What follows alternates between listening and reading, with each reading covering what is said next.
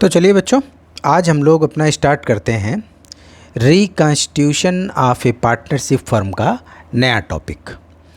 तो वो नया टॉपिक क्या कि हम लोगों की एडमिशन की बात हो गई है। अब एडमिशन के बाद हमारा जो नया टॉपिक है वो है रिटायरमेंट और डेथ ऑफ ए पार्टनर।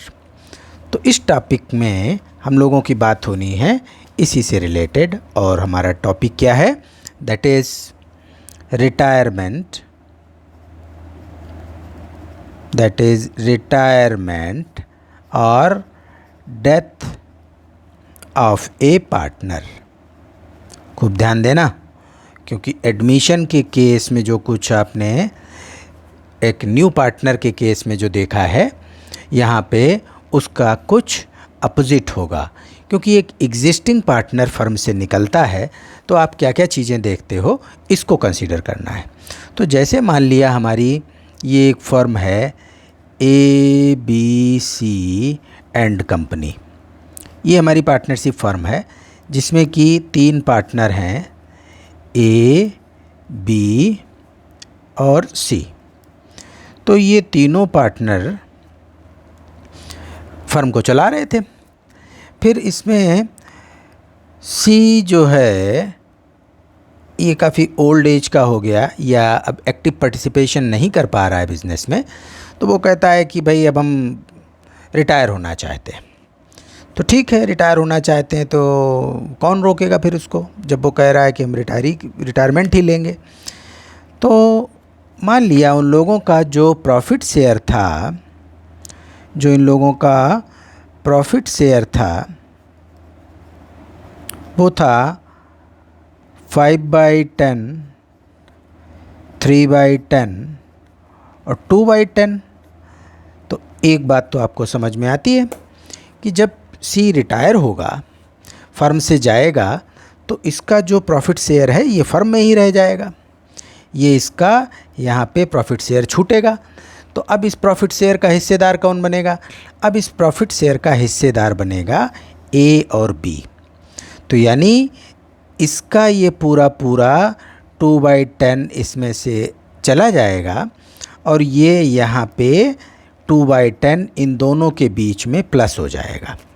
ठीक है, तो इन दोनों को होगा गेन और इसके लिए होगा सेक्रीफाइस। ध्यान समझते चलना, क्योंकि जब वो फर्म से जा ही रहा है तो उसका प्रॉफिट शेयर तो फर्म में ही रह जाएगा, और जो रिमेनिंग पार्टनर्स होंगे जो इसको कंटिन्यू कर रहे होंगे बिज़नेस को, उनके बीच में इसका डिस्ट्रीब्यूशन हो जाएगा। तो उसको बोलते हैं गेन, और इसको हम लोगों को कैलकुलेट करना होता है, और that is known as gaining ratio. जैसे आप लोगों ने एडमिशन के केस में देखा कि जब एक न्यू पार्टनर एडमिट होता है तो जो एग्जिस्टिंग पार्टनर्स हैं वो अपने हिस्से से कुछ उसको देते हैं, तो that is treated as sacrifice of old partners.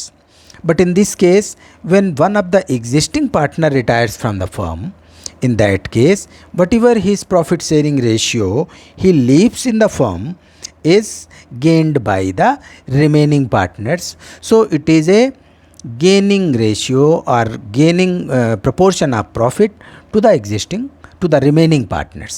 तो हम लोगों को ये भी वर्कआउट करना होता है, इसको हम लोग गेनिंग रेशियो यहाँ पे निकालते हैं। तो ये हमारी एक्टिविटीज़ क्या होती हैं और क्या चीज़ें इसमें मेन आती हैं, वो इसमें अभी बेसिक से ध्यान देना है, जिससे कि आप लोग अपने कैलकुलेशंस अच्छे से कर पाओ। तो जो C है रिटायर हो रहा है, तो C जब रिटायर होगा तो उसको वो फर्म से कुछ उसके ड्यूज़ बनते हैं, तो फर्म उसको कुछ पे करती है, और कुछ ऑब्लिगेशंस भी C के होते हैं जो उसके फर्म में होते हैं, जिनको उसे भी फुलफ़िल करना होता है। तो इस पार्ट पे आप लोग करीब करीब वो सारी एक्टिविटीज़ या सारे वो जो फॉर्मेलिटीज़ हैं वो की जाती हैं, जो कि आप लोग एडमिशन के टाइम पे सीख चुके हो। तभी ये हमारा रिटायरमेंट ऑफ ए पार्टनर थोड़ा इजी सा हो जाता है, क्योंकि जो उसकी बेसिक चीज़ें थी वो आप लोगों ने काफ़ी कर ली हैं, और उससे रिलेटेड जो फॉर्मेलिटीज़ हैं वो आप लोग सीख चुके हैं। तो इस केस में क्या होगा, जब एक एग्जिस्टिंग पार्टनर रिटायर करेगा, C रिटायर्स, तो जब C रिटायर करेगा तो वो क्लेम क्या करेगा, उसके फर्म से क्लेम क्या होंगे, वो क्या क्लेम करेगा, अब इनको आप पहले देख लो। वो क्लेम करेगा नंबर 1 कि भाई हमारी कैपिटल का पेमेंट करिए, ठीक है। वो उसके क्लेम बनते हैं, नंबर 1 उसका कैपिटल, फर्म में जो भी कुछ लगा हुआ है वो उसको कैपिटल का बैलेंस चाहिए। दूसरा उसका और क्या बनता है कि अगर करेंट अकाउंट्स में कुछ उसका जो करेंट अकाउंट का क्रेडिट बैलेंस है, करेंट अकाउंट क्रेडिट बैलेंस, इसको वो क्लेम करता है कि ये भी पैसा फर्म में हमारा पड़ा हुआ है, इसको भी हमको दीजिए। फिर वो कहता है नंबर 3 बात कि जैसे एडमिशन के टाइम पे न्यू पार्टनर को गुडविल का हिस्सा देना पड़ा, ठीक इसी तरीके से फर्म में जो भी डेवलपमेंट हुए, फर्म की जो भी मार्केट रेपुटेशन बनी, उसमें सी का भी कंट्रीब्यूशन था, सी की भी मेहनत थी। तो सी भी अपने रिटायरमेंट के टाइम पे कहता है कि भाई फर्म की गुडविल का वैल्यूएशन करिए और हमको हमारा हिस्सा, गुडविल में जो हिस्सा बनता है वो दीजिए। तो ये और क्या क्लेम करता है, ये क्लेम करता है share of goodwill. Goodwill firm की वैल्यू की जाती है, फिर देखा जाता है कि सी का कितना उसमें प्रॉफिट शेयर रेशियो के अकॉर्डिंग सी का कितना हिस्सा गुडविल में बनता है। तो जितना हिस्सा उसका गुडविल में बनता है, C is entitled to get that amount of goodwill in the form of in monetary value. उसका जो भी मनी वैल्यू है उसमें उसको वो मिलता है। तो अब अगर हम एक थोड़ी सी बात यहाँ पे कह देते हैं कि जो उसको शेयर ऑफ गुडविल जो उसको मिलेगा उसको कौन देगा, उसको ये ओल्ड पार्टनर्स देंगे, रिमेनिंग पार्टनर्स जो ए और बी बचे हुए हैं, ए और बी फर्म में भी रह जाते हैं। तो ये गुडविल इनको देनी पड़ेगी। ये किसको देंगे, सी को। क्यों देंगे, क्योंकि सी का जो भी प्रॉफिट वो छोड़ के जा रहा है 2/10, इसको कौन गेन करने जा रहा है, ए और बी। तो जब ए और बी इसके प्रॉफिट शेयर को गेन करने जा रहे हैं तो ए और बी का ये ऑब्लिगेशन बनता है कि इसके बदले में सी का जो भी गुडविल बनता है, गुडविल में हिस्सा उसका बनता है, उसको ए और बी अपने गेनिंग रेशियो में उसको पे करेंगे। तो जैसे एडमिशन के टाइम पे आप लोगों ने देखा कि एडमिशन के टाइम पे जो नया पार्टनर अपनी गुडविल का हिस्सा फर्म को पे करता है, that is distributed among the sacrificing partner, कि पार्टनर्स ने जो अपना प्रॉफिट न्यू पार्टनर के फेवर में सेक्रीफाइस किया है, in that proportion the amount of goodwill brought in by new partner is distributed to those partners, दो सेक्रीफाइसिंग पार्टनर्स। लाइकवाइज यहाँ सेक्रीफाइस कौन कर रहा है, अगर हम इसी एंगल से देखें तो सेक्रीफाइस कौन कर रहा है, सेक्रीफाइस सी कर रहा है। गेन कौन कर रहा है, ए और बी गेन कर रहे हैं। तो जब ए और बी गेन कर रहे हैं तो इनका ये ऑब्लिगेशन बनता है कि ये सी के हिस्से की गुडविल ये दोनों देंगे। तो ये चीज़ आप आगे सीखोगे। बस इस पॉइंट पे आपको बताया कि जो शेयर ऑफ गुडविल जो सी का बना, इसको कौन देगा, उसको ए और बी देंगे। किस रेशियो में देंगे, उसको वो अपने गेनिंग रेशियो में देंगे। तो ये बात हुई। नेक्स्ट फिर क्या है, नेक्स्ट आप देखते हैं कि eight the time of retirement of one of the partner, firm की बुक्स में, बैलेंस शीट में कुछ एक्यूमुलेटेड प्रॉफिट्स, कुछ पुराने रिजर्व्स, कुछ प्रॉफिट का वो हिस्सा जो कि पार्टनर्स के बीच डिस्ट्रीब्यूट नहीं किया गया था। तो भाई वो जो एक्यूमुलेटेड प्रॉफिट है, वो प्रॉफिट का वो हिस्सा जो पार्टनर्स के बीच डिस्ट्रीब्यूट नहीं हुआ था, सी उसमें भी तो इंटाइटल्ड है, सी भी तो उसमें मालिक है ना। तो जब सी रिटायर होगा तो सी कहेगा कि भाई जो एक्यूमुलेटेड प्रॉफिट जो हमारे पास रिज़र्व पड़े हैं, रिज़र्व होता क्या है, प्रॉफिट का वो हिस्सा जो हम पार्टनर्स में डिस्ट्रीब्यूट नहीं करते, लेकिन जब कोई वो रिटायर हो रहा है तब तो वो कहता है कि भाई हमारा हिस्सा इसमें से हमको दे दीजिए, बाकी आप लोग रखिए या जो करिए आप। तो उसका एंटाइटलमेंट किस में बनता है, share of accumulated profits reserves. और वो क्या मांगता है, शेयर ऑफ एक्यूमुलेटेड प्रॉफिट्स या रिजर्व्स। बड़ा आसान सी बात है, हम समझते हैं, आप लोग इसको समझते जाओगे क्योंकि इसमें कोई कॉम्प्लिकेशन नहीं है।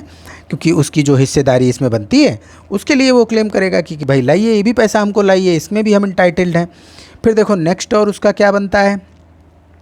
नेक्स्ट आप लोगों ने देखा था जैसे एडमिशन के केस में आप एसेट्स और लाइबिलिटीज़ का रिवैल्यू एंड रीअसेसमेंट करते हो, तो उस पे जो बेनिफिट्स होते थे वो उस एडमिशन के केस में जाते थे ओल्ड पार्टनर्स को, केवल नए पार्टनर्स को नहीं जाते थे, क्योंकि नया पार्टनर आज की डेट में आ रहा है तो नया पार्टनर उन प्रॉफिट्स के लिए एंटाइटल्ड थोड़ा ही है। लेकिन इन केस ऑफ रिटायरमेंट, सी के रिटायरमेंट के केस में, एक एग्जिस्टिंग पार्टनर के रिटायरमेंट के केस में, जब revaluation of assets and liabilities का किया जाता है तो वहाँ पे जो भी प्रॉफिट्स लॉसेस होते हैं उसमें सी भी हिस्सेदार है, चाहे प्रॉफिट हो या लॉस हो। तो अगर प्रॉफिट्स हुए तो share of profit on revaluation of assets and liabilities. तो अभी हम बात कर रहे हैं उसके क्लेम क्या बनते हैं, यानी इन सब से सी को क्रेडिट किया जाएगा, ये सब सी की कैपिटल को बढ़ाएंगे। तो क्या है ये? Share of profit on revaluation, जो भी revaluation of assets and liabilities होता है उसमें अगर उसका प्रॉफिट है उस रिवैल्यूएशन में, तो उसमें सी भी हिस्सेदार है और सी को भी वो मिलेगा। नेक्स्ट देखिए, अब एक और इसमें बात आती है। अब बात ये आती है, अब ध्यान देना कि जैसे फर्म फॉलो करती है 1 अप्रैल टू 31 मार्च, तो फर्म की जो फाइनेंशियल ईयर है वो उसकी अकाउंटिंग ईयर है। मान लिया 2018 और ये है 2019, ठीक। तो ये इसकी फाइनेंशियल ईयर है। तो जब इसकी ये फाइनेंशियल ईयर पूरी हुई यहाँ पे और पार्टनर जाकर के रिटायर हो रहा है, वो रिटायरमेंट लेता है, रिटायर करता है कब? 1 जुलाई को, 1 जुलाई 19। तो आप देखें वो यहाँ से यहाँ तक फर्म में पार्टनर रहा, यानी कितने महीने? अप्रैल, मई, जून, ये जो 3 मंथ्स हैं इसमें भी तो वो पार्टनर था।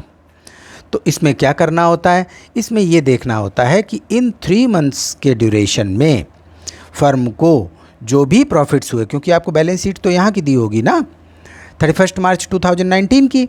तो अब इन 3 मंथ्स में जो फर्म वो पार्टनर सी तो इस पीरियड में भी पार्टनर रहा, तो सी इस पीरियड में होने वाले प्रॉफिट्स में भी हिस्सेदार है। तो इसका कैलकुलेशन हमको करना होता है और ये देखना होता है कि भाई इस पीरियड में क्या प्रॉफिट्स हुए, इनका कैलकुलेशन कैसे किया जाएगा, और उस कैलकुलेशन के बेस पे हम सी को उसका हिस्सा प्रोवाइड करते हैं, उसका हिस्सा उसको देते हैं, उसको क्रेडिट करते हैं। तो ये बात भी आपको समझनी है कि up to the date of retirement हमको जो भी उसके प्रॉफिट्स बनते हैं from this date to this date, इस बीच में फर्म ने जो भी कमाया तो वो भी तो पार्टनर था, क्योंकि इस केस में सी रिटायर हो रहा है in the mid of year, कि जो हमारा ड्यूरेशन है उस बीच में, जो फाइनेंशियल ईयर है उस बीच में कभी रिटायर होता है। तो प्रीवियस बैलेंस शीट डेट से वो जब रिटायर हो रहा है उस पीरियड में जो भी प्रॉफिट्स हुए हैं उसमें उसकी हिस्सेदारी का पेमेंट किया जाता है। तो ये बात आप सीखोगे इसमें। फिर देखिए नेक्स्ट 6th क्या है? अब इस पीरियड का प्रॉफिट का उसका एंटाइटलमेंट है। लाइकवाइज उसका जो जब वो रिटायर हो रहा है जिस डेट पे, उस डेट पे अगर कुछ इंटरेस्ट ऑन कैपिटल का उसका क्लेम बनता है तो इंटरेस्ट ऑन कैपिटल भी उसको दिया जाएगा, है ना, क्योंकि यहाँ तक तो वो इंटरेस्ट ऑन कैपिटल दिया जा चुका है पहले ही और बैलेंस शीट में वो एकोमोडेट कर लिया गया। लेकिन वो रिटायर अगर मिड ऑफ ईयर होता है तो उस ड्यूरेशन का इंटरेस्ट ऑन कैपिटल भी उसको दिया जाएगा। इसके अलावा उसका अगर कुछ भी सैलरी, बोनस, कमीशन वगैरह कुछ बनता है तो इसके लिए भी वो इंटाइटल्ड होता है। सैलरी है, कमीशन है या बोनस है, जो भी कुछ, तो इसका भी वो इंटाइटल्ड होता है और उसको वो पे किया जाता है। तो ये आपने देखे कि एक जो रिटायरिंग पार्टनर है वो इन चीज़ों को क्लेम कर सकता है फर्म से कि भाई ये सारी चीज़ें हमारी आप दीजिए। तो एक बार फिर देख लो कि उसकी कैपिटल कितनी है। Eight the time of retirement he claims this amount of capital. उसके करेंट अकाउंट में अगर कुछ क्रेडिट पड़ा है वो गुडविल का हिस्सा उसको चाहिए। किस हिसाब से गुडविल का हिस्सा दिया जाता है?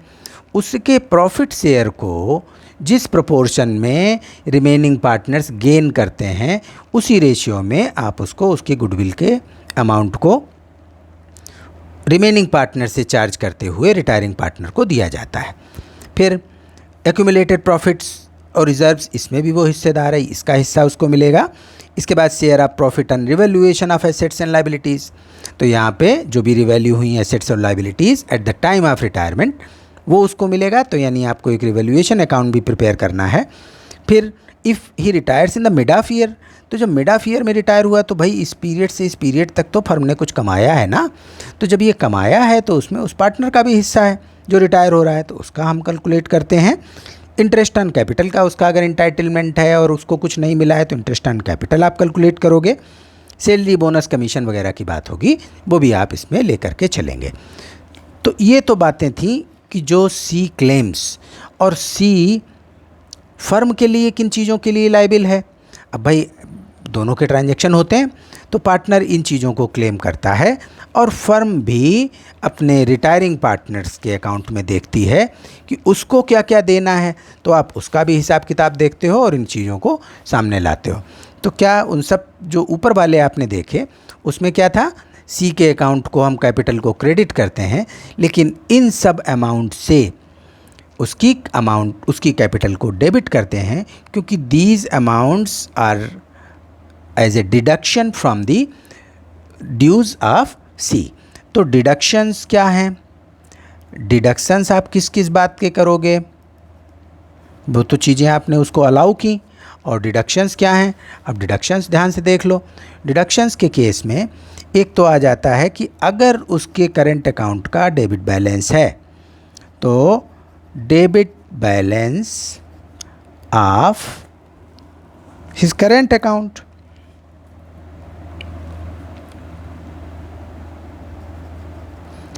करंट अकाउंट का डेबिट बैलेंस क्या शो करता है कि उसने फर्म से कुछ एक्स्ट्रा विड्रॉ कर रखा है, तो डेबिट बैलेंस हुआ। और जब डेबिट बैलेंस हुआ तो he is entitled to settle his account. दूसरी बात होती है कि गुडविल अगर हमको रिटर्न राइट ऑफ करनी पड़ी, है ना, इफ़ गुडविल रिटर्न ऑफ। अब आप लोगों को हम इसमें सिखाएंगे कि भाई गुडविल रिटर्न ऑफ वाली क्या बात हुई। इसका एक थोड़ी सी बात आपसे कर लेते हैं कि if amount of goodwill has already raised in books, है ना, थोड़ा सा आपको एग्जांपल भी दे दें, समझिए इसको ध्यान से। ये हमारी बैलेंस शीट है, कब, eight the time of retirement, हम केवल गुडविल की बात करते हैं। और यहाँ पे गुडविल लिखी हुई है 2 लाख रुपए, है ना। तो अब अगर गुडविल यहाँ पे ये कब है, जब ए बी सी तीनों पार्टनर हैं, अभी सी रिटायर होने जा रहा है, तो यहाँ पे गुडविल अगर बैलेंस शीट में पहले से दे रखी है या आपके क्वेश्चन में आपको गुडविल यहाँ पे पहले से दी हुई दिखे, तो इसका मतलब है goodwill has already been raised in books of accounts. और what does it mean, that amount of goodwill has already been transferred to the accounts of partners. तो if had already been distributed among the partners, तो भाई आप उसको retire के time पे फिर कुछ गुडविल देंगे या उससे लेंगे, it depends that what is the value of goodwill, what is the value of goodwill eight the time of retirement. समझना बात को ध्यान से, ठीक। अब इसी पार्ट पे आपसे थोड़ी सी बात कर लेते हैं कि फर्म की गुडविल जो 2 लाख बुक्स में दिख रही है, it means this amount has already been raised और it had already been distributed among the partners. क्योंकि आप लोगों ने क्या पढ़ा कि if goodwill is raised in books, तो what is the general entry, goodwill account debit to partners capital account. ये आप करते हो, तो ये आप पहले ही कर चुके हो, यानी तीनों पार्टनर को उनके प्रॉफिट शेयरिंग में गुडविल पहले ही दे चुके हो।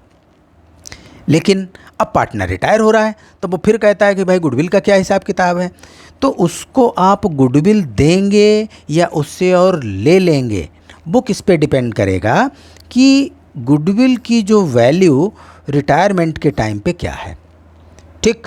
तो मान लिया ये गुडविल वैल्यू की गई थी 5 साल पहले, और जब रिटायर हुआ है at that time goodwill is valued at ₹3 lakh. ध्यान देना कि गुडविल को कितने पे रिवैल्यू किया गया, 3 लाख पे। तो पहले की गुडविल कितनी थी? 2 लाख, और आज कितनी बता रहे हो? 3 लाख। तो गुडविल कितने से बढ़ गई? 1 लाख से। तो इसमें जो सी का शेयर निकालोगे, सी शेयर, वो कैसे निकलेगा कि 3 लाख माइनस 2 लाख, क्योंकि 2 लाख की हिस्सेदारी वो पहले ले चुका है। तो इसमें आता है 1 lakh into C share of profit. और सी का शेयर ऑफ प्रॉफिट हमारा कितना था? सी का शेयर ऑफ प्रॉफिट हमारा था 2/10। तो सी का इसमें हिस्सा बनेगा इंटू 2/10। It comes to ₹20,000। तो सी को 20,000 गुडविल और दी जानी है eight the time of retirement, क्योंकि गुडविल का जो रिवैल्यू हुआ, अगर फर्म की बुक्स में पहले से कुछ भी नहीं है तो उसको आप देंगे पूरे 3 लाख का 2/10। लेकिन जब पहले से फर्म में 2 लाख की एग्जिस्ट कर रही है, यानी इतना आप पहले रेस कर चुके हो, तो जब रेस कर चुके हो तो जितनी और अब बढ़ गई है उसी में तो जो हिस्सा बनता है वही आप पे करोगे। तो 2 लाख तो पहले ही इनमें डिस्ट्रीब्यूट हो चुकी है। तो अब वैल्यू हुई 3 लाख से, तो 1 लाख की जो एक्स्ट्रा अमाउंट है इसका 2/10 का एंटाइटलमेंट सी का बनता है। और ये कौन देगा? ए और बी देंगे। किस रेशियो में देंगे? अपने गेनिंग रेशियो में देंगे। को अच्छे समझना। तो ये तो हुआ ए केस। बी केस अगर मान लो कहता है कि goodwill eight the time of retirement valued at ₹1,50,000, है ना। गुडविल कितने पे रिवैल्यू हुई? 1,50,000 पे। यानी उन लोगों ने कुछ ऐसे काम किए कि जिसकी वजह से फर्म की गुडविल की वैल्यू गिर जाती है ना। अब इसको समझना। तो जब इसकी वैल्यू गिर गई तो उसको गुडविल की जो गिरावट हुई उसमें सी भी लायबिल है उसके लिए, उस गिरावट के लिए सी भी लायबिल है। तो जब वो लायबिल है तो अब यहाँ पे थोड़ी बात हो गई उल्टी। वो क्या हुई कि गुडविल पहले से दी जा चुकी, उनको 2 लाख का डिस्ट्रीब्यूशन उनके बीच हो चुका है, ABC के बीच। But now the value of that asset is 1,50,000 only, so it is deteriorated by 50,000। So C is also entitled, entitlement नहीं कहना चाहिए बल्कि चलिए C is also entitled to bear that loss. तो यहाँ पे जो उसका इंटाइटलमेंट उस लॉस को बियर करने का होगा वो कितना होगा? 50,000 इंटू 2/10। तो यहाँ पे आ जाता है ₹10,000। यहाँ पे हम सी को 10,000 से डेबिट करेंगे। क्यों डेबिट करेंगे? क्योंकि हम उसको पहले ज़्यादा अमाउंट उसके अकाउंट में जा चुकी है। तो अगर ये दोनों चीज़ें बस ज़्यादा से ज़्यादा हम आपको यही मिलता है, इस केस में आप इस तरीके से ट्रीटमेंट इसका दिखाओगे। तो ये तो हुई गुडविल की बात। फिर देखो और क्या है।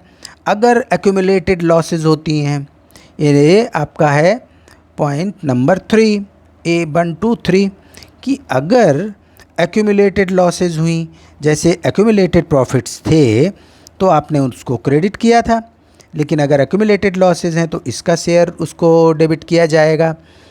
और अगला हुआ लॉस ऑन रिवैल्यूएशन, जैसे अभी आपने देखा था कि उसको प्रॉफिट ऑन रिवैल्यूएशन है तो उससे वो क्रेडिट हुआ, लेकिन अगर प्रॉफिट की जगह लॉसेज हैं तो लॉसेज से उसको डेबिट किया जाएगा। इसके अलावा फिर बात देखिए आप नेक्स्ट कि अगर जैसे यहाँ पे था कि extra if he retires in the mid of year तो उसको प्रॉफिट मिलते थे, लेकिन if he retires in the mid of year और फर्म इनकर्स लॉसेस, है ना। तो फर्म के अगर लॉसेस होते हैं तो लॉस का शेयर उसको होगा कि जैसे मान लिया, जैसे पिछले वाला एग्जाम्पल था कि 31 मार्च और किस डेट पे हमारी बुक्स क्लोज़ हो रही थी? 31 मार्च 19 ये हमारी बुक्स क्लोज़ हुई और वो रिटायर हो रहा है 1 जुलाई 19 को। तो जो ये पीरियड है, इस पीरियड में अगर कुछ लॉसेस हुए तो he has to bear those losses. जो भी उसका हिस्सा बनता है उस हिसाब से उसको लॉसेस उसके अकाउंट में जाएगी। तो फिर देखिए और इसके अलावा क्या है? इसके अलावा है उसकी ड्राइंग्स, उसकी अगर कुछ ड्राइंग्स हैं उस ड्राइंग से उसकी अमाउंट को कट कर दिया जाएगा। और जब ड्राइंग्स हैं तो भाई इंटरेस्ट ऑन ड्राइंग्स की भी बात हो सकती है। इंटरेस्ट ऑन ड्राइंग्स वो भी उसके अकाउंट को डेबिट करेंगी, क्योंकि इससे भी उसकी अमाउंट कम होगी। तो ये हम एक इस पार्ट पे ले लेते हैं कि आखिर eight the time of retirement A retiring partner is credited और डेबिटेड विद दीज सम्स। तो ये उसकी क्रेडिट की थी पहले वाली, और बाद में कुछ अगर ऐसा है तो इन सब से उसके अकाउंट को आप क्या करते हैं, उसके अकाउंट को आप डेबिट कर देते हैं, क्योंकि ये अमाउंट हमको उससे चार्ज करनी है। तो इतना पार्ट होता है। अब नेक्स्ट स्टेप पे आपको बताएंगे कि आखिर what are the steps to be followed at the time of retirement of a partner so that a complete sum can be done in a very easy manner. तो इन बातों को आप ध्यान से पढ़िए, अपने दिमाग को सिखाइए कि किन किन चीज़ों से एक रिटायरिंग पार्टनर के अकाउंट को क्रेडिट करते हैं, यानी उसके अकाउंट को हम बढ़ाते हैं, क्योंकि he is entitled to get the benefits of those things. और कौन सी ऐसी वो चीज़ें होती हैं जिससे उसके अकाउंट को हम डेबिट करते हैं, क्योंकि those amount has to be charge from that person. तो बस इतनी सी बात है, इसको आप अच्छे से दिमाग में लाइए, फिर हम इससे आगे की बात करते हैं। और अब आपका रिटायरमेंट में कुछ पोर्शन इस साल रिड्यूस किया गया है, बोर्ड ने कम किया है, तो उस पार्ट को हम नहीं लेकर के चलेंगे। और आगे डेथ के केस में आप जान लीजिए कि करीब करीब उसका मेजर पोर्शन, बल्कि पूरा ही पूरा पोर्शन डेथ का ख़त्म है और रिटायरमेंट तक का आपका रहेगा। तो चूँकि दोनों चीज़ें मिलती हुई हैं, हमारी जो अकाउंटिंग फॉर्मेलिटीज़ होती हैं वो दोनों केस में करीब करीब सेम रहती हैं। तो बस आप इसमें अच्छे से दिमाग में रखिए और इसको कई बार सुनिए, और अगर आप इसमें से समझ रहे हैं तो बड़ी अच्छी बात है, इसको रिपीट करिए, जिससे कि वो एक कंसेप्ट और उसकी बेसिक एक्टिविटीज़ हैं वो अगर दिमाग में बैठ जाएंगी तो आप सवाल को आसानी से सॉल्व कर लोगे। So students, thank you. और अगर आपको अच्छा लगे, आपको कुछ इसमें समझ में आता है तो बहुत बढ़िया बात, और आप इसको लाइक ज़रूर करें। Thank you.